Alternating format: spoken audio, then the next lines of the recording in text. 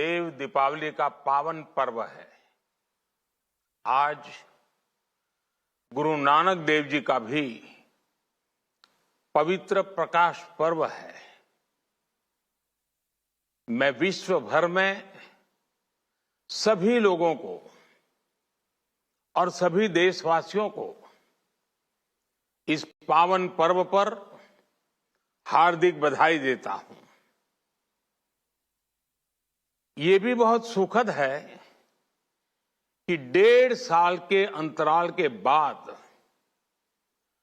Kartarpur Sahib corridor अब फिर से खुल गया है। साथियों,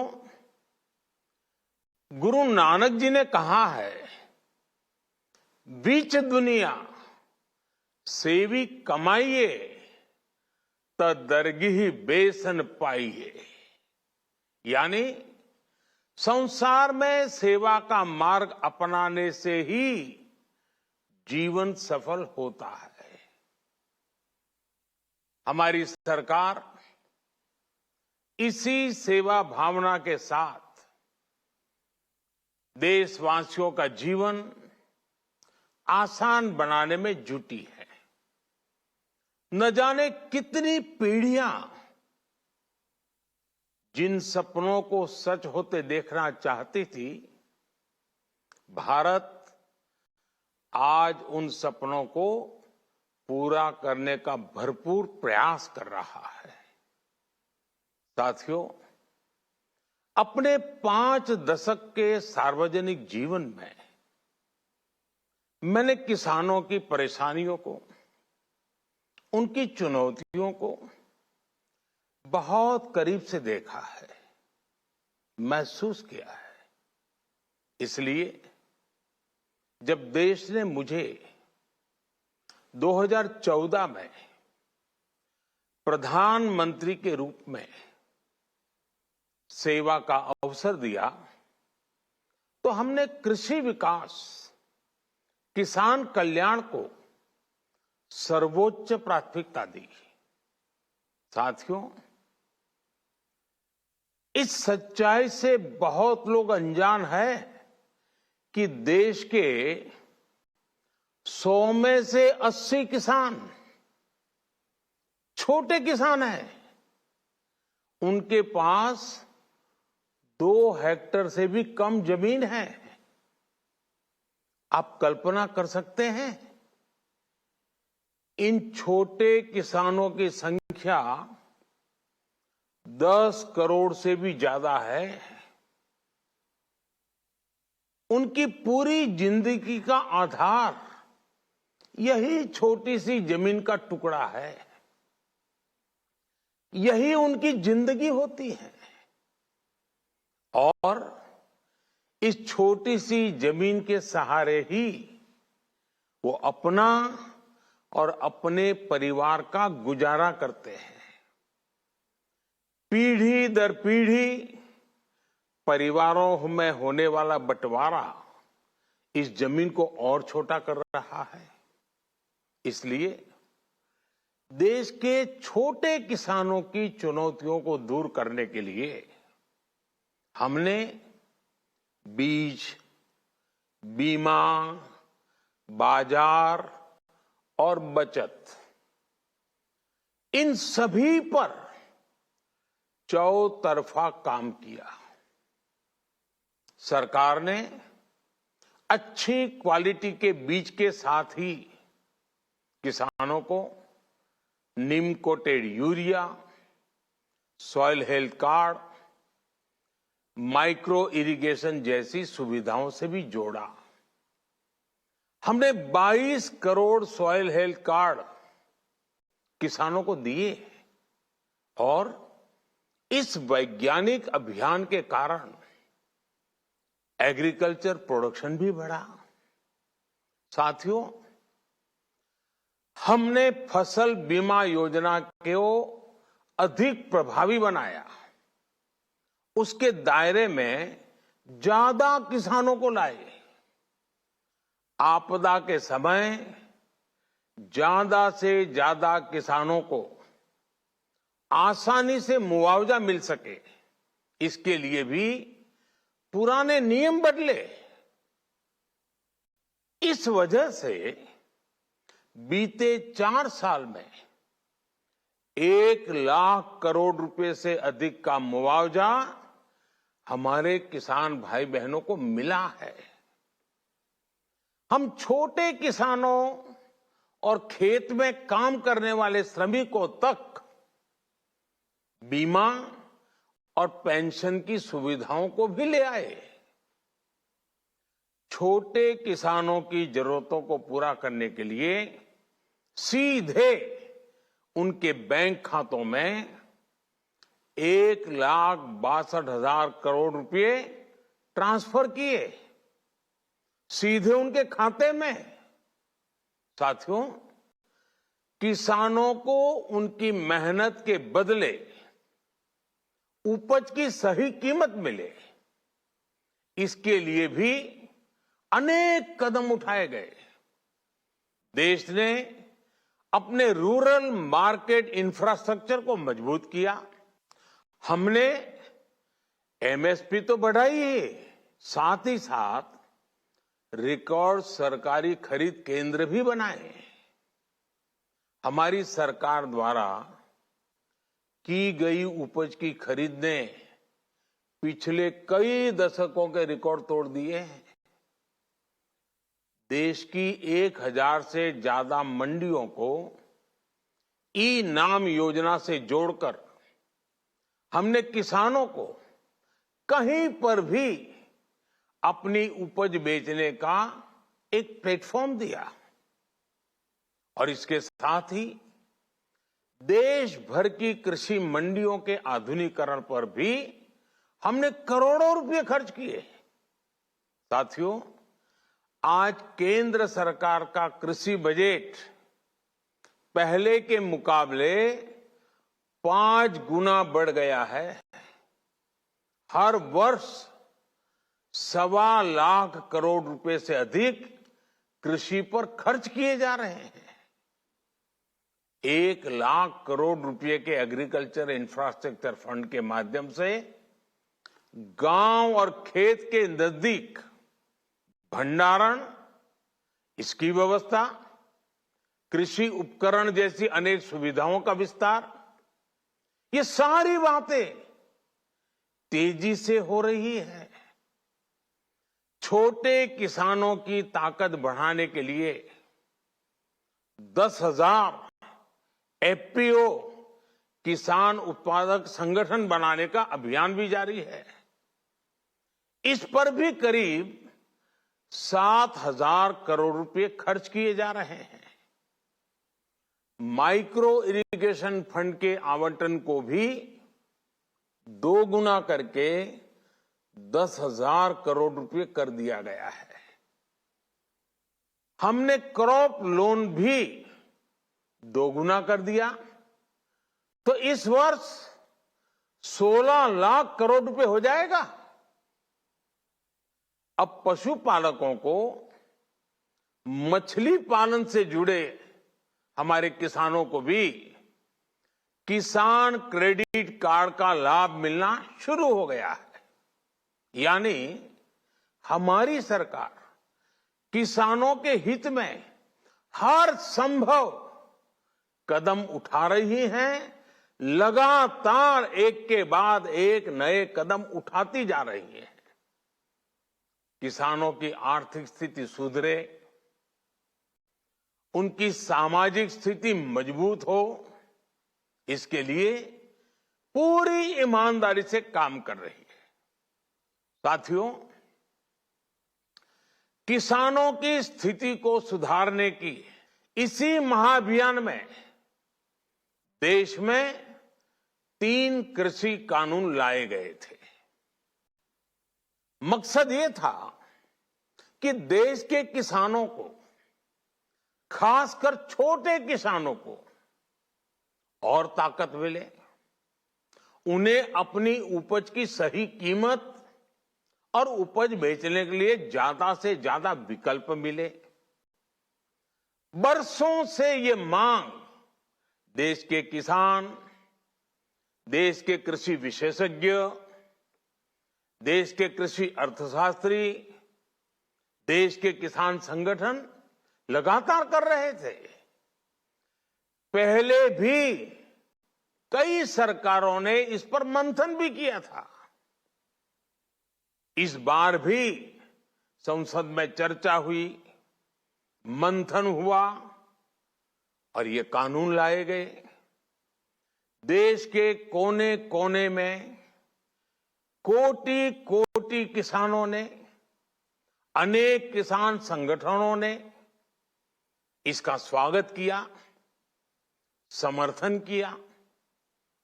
मैं आज उन सभी का बहुत बहुत आभारी हूं, धन्यवाद करना चाहता हूं। साथियों, हमारी सरकार किसानों के कल्याण के लिए, खासकर छोटे किसानों के कल्याण के लिए, देश के कृषि जगत के हित में, देश के हित में, गांव गरीब के उज्जवल भविष्य के लिए पूरी सत्यनिष्ठा से, किसानों के प्रति पूर्ण समर्पण भाव से, नेक नियत से ये कानून लेकर आई थी। लेकिन इतनी पवित्र बात, पूर्ण रूप से शुद्ध किसानों के हित की बात, हम अपने प्रयासों के बावजूद कुछ किसानों को समझा नहीं पाए। भले ही किसानों का एक वर्ग ही विरोध कर रहा था, लेकिन फिर भी ये हमारे लिए महत्वपूर्ण था। कृषि अर्थशास्त्रियों ने, वैज्ञानिकों ने, प्रगतिशील किसानों ने भी उन्हें कृषि कानूनों के महत्व को समझाने का भरपूर प्रयास भी किया। हम पूरी विनम्रता से, खुले मन से उन्हें समझाते रहे। अनेक माध्यमों से व्यक्तिगत और सामूहिक बातचीत भी लगातार होती रही। हमने किसानों की बातों को, उनके तर्क को समझने में भी कोई कोर कसर बाकी नहीं छोड़ी। कानून के जिन प्रावधानों पर उन्हें ऐतराज था, सरकार उन्हें बदलने के लिए भी तैयार हो गई। 2 साल तक हमने इन कानूनों को सस्पेंड करने का भी प्रस्ताव दिया। इसी दौरान ये विषय माननीय सर्वोच्च न्यायालय के पास भी चला गया। ये सारी बातें देश के सामने है, इसलिए मैं इनके अधिक विस्तार में नहीं जाऊंगा। साथियों, मैं आज देशवासियों से क्षमा मांगते हुए सच्चे मन से और पवित्र हृदय से कहना चाहता हूं कि शायद हमारी तपस्या में ही कोई कमी रही होगी, जिसके कारण दिए के प्रकाश जैसा सत्य कुछ किसान भाइयों को हम समझा नहीं पाए। आज गुरु नानक देव जी का पवित्र प्रकाश पर्व है। ये समय किसी को भी दोष देने का नहीं है। आज मैं आपको, पूरे देश को ये बताने आया हूं कि हमने 3 कृषि कानूनों को वापस लेने का, रिपील करने का निर्णय लिया है। इस महीने के अंत में शुरू होने जा रहे संसद सत्र में, इसी महीने में, हम 3 कृषि कानूनों को रिपील करने की संवैधानिक प्रक्रिया को पूरा कर देंगे। साथियों, मैं आज अपने सभी आंदोलनरत किसान साथियों से आग्रह कर रहा हूं, आज गुरु पर्व का पवित्र दिन है।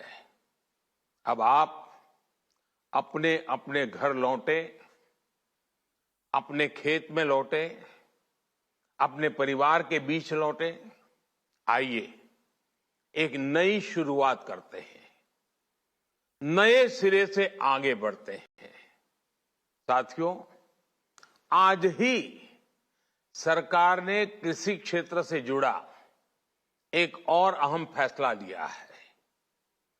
जीरो बजट खेती यानी प्राकृतिक खेती को बढ़ावा देने के लिए देश की बदलती आवश्यकताओं को ध्यान में रखकर क्रॉप पैटर्न को वैज्ञानिक तरीके से बदलने के लिए एमएसपी को और अधिक प्रभावी और पारदर्शी बनाने के लिए ऐसे सभी विषयों पर भविष्य को ध्यान में रखते हुए निर्णय लेने के लिए एक कमेटी का गठन किया जाएगा।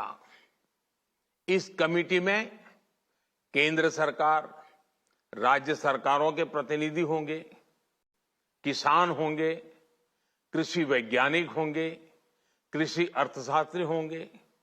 साथियों, हमारी सरकार किसानों के हित में काम करती रही है और आगे भी करती रहेगी। मैं गुरु गोविंद सिंह जी की भावना में अपनी बात समाप्त करूंगा। देहि शिवावर मोहे इहे, शुभ कर्मन ते कबहू न टरो। हे देवी, मुझे ये वर दीजिए कि मैं शुभ कर्म करने से कभी पीछे ना हटूं। जो किया किसानों के लिए किया, जो कर रहा हूं देश के लिए कर रहा हूं। आप सभी के आशीर्वाद से मैंने मेहनत में पहले भी कोई कमी नहीं की थी। आज मैं आपको विश्वास दिलाता हूं कि अब और ज्यादा मेहनत करूंगा ताकि आपके सपने साकार हो सके, देश के सपने साकार हो सके।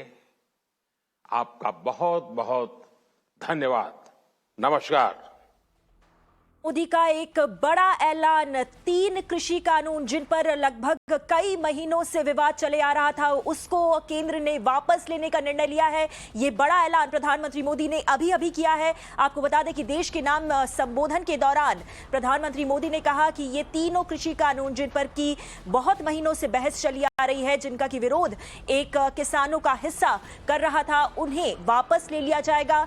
प्रधानमंत्री मोदी ने यह भी कहा कि केंद्र ने पूरी कोशिश की थी कि इन किसानों को जो विरोध कर रहे हैं, जिन्हें इन कृषि कानूनों से आपत्ति है, उन्हें समझाया जाए, उन्हें बताया जाए कि ये कृषि कानून उनके खिलाफ नहीं है, मगर केंद्र ऐसा नहीं कर पाया। और इसी के मद्देनजर अब ये फैसला लिया गया है कि ये तीनों कृषि कानून अब वापस ले लिए जाएंगे। प्रधानमंत्री ने कहा है कि आगामी पार्लियामेंट सेशन में ये तीनों कानूनों को वापस ले लिया जाएगा। एक बहुत बड़ा ऐलान है जो कि प्रधानमंत्री मोदी द्वारा किया गया है। आपको याद दिला दें कि कृषि कानूनों के ऊपर लगातार किसानों और केंद्र सरकार के बीच में एक तनाव की स्थिति बनी हुई थी। पिछले करीब 1 साल से एक महा किसान आंदोलन ने एक बड़ा रूप भी ले लिया था। देश के कई हिस्सों में कृषि कानूनों के खिलाफ प्रदर्शन देखने को मिला था। खासकर अगर राजधानी दिल्ली के आसपास के इलाकों की बात की जाए तो वहां पर तो लगातार किसान जमे हुए थे कृषि कानूनों का विरोध करते हुए। बहुत सारे राज्यों में यह प्रदर्शन फैल गया था और एक तरीके से केंद्र के लिए एक बड़ा सरदर्द भी बन गया था, क्योंकि किसानों की जो नाराजगी थी वो कहीं ना कहीं केंद्र को नुकसान भी पहुंचा रही थी। और इसी के मद्देनजर अब ये बड़ा फैसला है जो कि लिया गया है प्रधानमंत्री मोदी द्वारा और उनकी सरकार द्वारा। शरद प्रधान, वरिष्ठ जर्नलिस्ट हमारे साथ जुड़ रहे हैं और ज्यादा जानकारी लेकर और ज्यादा बात करने के लिए इस बड़े फैसले पर। शरद प्रधान जी, शुक्रिया हमसे जुड़ने के लिए। ये बड़ा ऐलान जो प्रधानमंत्री मोदी द्वारा किया गया है कृषि कानूनों को लेकर, सबसे पहले आपकी प्रतिक्रिया जानना चाहूंगी। क्या लगता है आपको, आखिर फैसले के पीछे वजह क्या रही? तो देखिए, ये बड़ा इनके लिए, ये शायद इसी का इंतजार कर रहे थे। इनको मालूम था शायद जब से आंदोलन शुरू हुआ था, प्रधानमंत्री के लिए बड़ा स्पष्ट था कि जिस तरह से आंदोलन चल रहा है और बिल्कुल अनरिलेंटिंग है फार्मर्स, तो इनको एक दिन ये इस पे बैक ट्रैक करना ही पड़ेगा। और इन्होंने सोचा कि शायद मेरे ख्याल पहले ही सोच लिया होगा, क्योंकि प्रधानमंत्री बड़े शार्प हैं, कि ऐसे टाइम पे करें जब उसका राजनीतिक बेनिफिट भी मिल सके। और अब क्योंकि इलेक्शंस होने वाले हैं और सबसे बड़े प्रदेश उत्तर प्रदेश के इलेक्शंस अवेटेड है मार्च 2022 में, तो इससे अच्छा मूव, और यहाँ पे भी पश्चिम उत्तर प्रदेश में बड़ी घबराहट है बीजेपी में कि वहां पे बुरी तरह से वो लूज कर सकते हैं सीटें, क्योंकि किसान बहुत नाराज हैं बीजेपी से। लखीमपुर में फायरिंग हो चुकी है, वो रौन दिए गए हैं किसान। तो इन सब की बातों को देखते हुए प्रधानमंत्री के लिए मेरे ख्याल ये आवश्यक हो गया था कि ये कानून वापस लिए जाए। और अब उन्होंने जानबूझ के टाइमिंग ऐसा लिया है जो कि उनको पॉलिटिकली बेनिफिट करे। और ये तो ये बात तो जायज है कि राजनीतिक के जितने भी होते हैं वो राजनीति करते हैं, तो राजनीति करने में कोई, राजनीतिक के लिए राजनीति करना कोई गलत बात नहीं है। लेकिन हाँ, बहुत ही स्मार्ट मास्टर स्ट्रोक है, और उम्मीद इससे ये की जा रही होगी कि जो नाराजगी थी किसानों में वो नाराजगी खत्म हो जाए, तो फिर से बीजेपी की जो है, जो वो वोटर्स हैं उनमें कमी ना हो। और इससे ये बड़ा क्लियर होता है कि हाँ, जिस तरीके से आंदोलन किसानों को चल रहा था और नाराजगी थी लॉज को, नए लॉज को लेकर के, ये बीजेपी के समझ में आ गया था कि इससे डेफिनेटली नुकसान होगा, और ये भी मुमकिन है कि सरकार फिर से ना बना पाए। हालांकि ऑपोजिशन बहुत कमजोर है,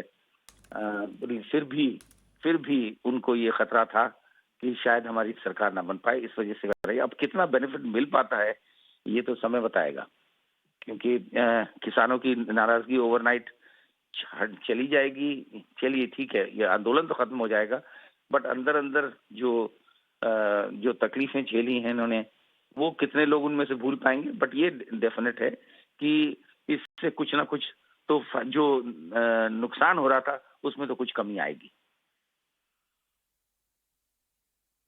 जी, शरद प्रधान जी हमारे साथ बने रहिए, आपको रिक्वेस्ट कर रही हूँ।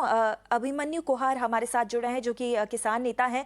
अभिमन्यु कोहार जी, शुक्रिया हमसे जुड़ने के लिए और बातचीत के लिए। सबसे पहले आपसे आपकी प्रतिक्रिया जानना चाहूंगी। किसान लगभग 1 साल से इस मुद्दे को लेकर प्रदर्शन कर रहे थे, अब आखिरकार केंद्र आपकी डिमांड्स के आगे झुक गया है, आपका क्या सोचना है और आपकी पहली प्रतिक्रिया क्या है? देखिए, अभी हमें मीडिया के माध्यम से पता चला है, हम तो अभी प्रोटेस्ट में हैं कि प्राइम मिनिस्टर ने कृषि कानून वापस लेने का ऐलान किया है, ऐसा हमें मीडिया के माध्यम से मालूम हुआ है। अभी जो एमएसपी गारंटी है उस पे क्या स्टैंड है एमएसपी गारंटी कानून पे सरकार का, अभी ये भी जानना जरूरी है, क्योंकि मांगे ये दोनों थी, कृषि कानूनों की वापसी और एमएसपी गारंटी कानून। तो यदि सरकार को सद्बुद्धि आती है और सरकार दोनों मांगों को पूरा करती है तो अच्छी बात है, और हमारी दोनों मांगे पूरी होंगी तो हम सरकार का धन्यवाद कहेंगे, और उसके बाद आगे मोर्चा अपनी रणनीति आगे तय करेगा। जी अभिमन्यु जी, बहुत सारे लोग ये भी अब कहेंगे कि क्योंकि कुछ बड़े राज्यों में चुनाव होने वाले हैं जो कि कृषि प्रधान प्रदेश हैं, जैसे कि उत्तर प्रदेश और पंजाब, और इसी वजह से केंद्र ने और प्रधानमंत्री मोदी ने सही समय चुनकर इस ऐलान को सबके सामने रखा है। क्या आपको भी ऐसे लगता है कि इस ऐलान के पीछे कुछ राजनीतिक मंशा हो सकती है? आपकी आवाज कट रही थी, आप दोबारा बताइएगा। जी अभिमन्यु जी, अगर मेरी आवाज आप तक पहुंच रही है तो बहुत सारे लोग अब ये भी कहना शुरू करेंगे कि क्योंकि कुछ ही महीनों में उत्तर प्रदेश और पंजाब यहां पर चुनाव होने, और दोनों ही राज्यों में किसानों की तादाद काफी ज्यादा है, और इसी की वजह से ये ऐलान इस वक्त किया गया है। क्या आपको भी ये बात सही लगती है कि क्या प्रधानमंत्री के इस फैसले के पीछे कोई राजनीतिक मंशा हो सकती है? देखिए, हमारा उनकी क्या राजनीतिक मंशा है या नहीं है, इस पे हमारा कोई हम कमेंट नहीं करेंगे, क्योंकि हम कोई राजनीतिक एंटिटी नहीं है। हमारा मुद्दा तो ये है कि हमारी मांगे पूरी होनी चाहिए। अब वो राजनीतिक मंशा के तहत कर रहे हैं या गैर राजनीतिक मंशा के तहत कर रहे हैं, ये तो उन्हें ही मालूम होगा, और इस चीज से हम जाना भी नहीं चाहते। हमारा एजेंडा ये है कि हमारी मांगे पूरी की जाए और हम उसी पे फोकस रहेंगे।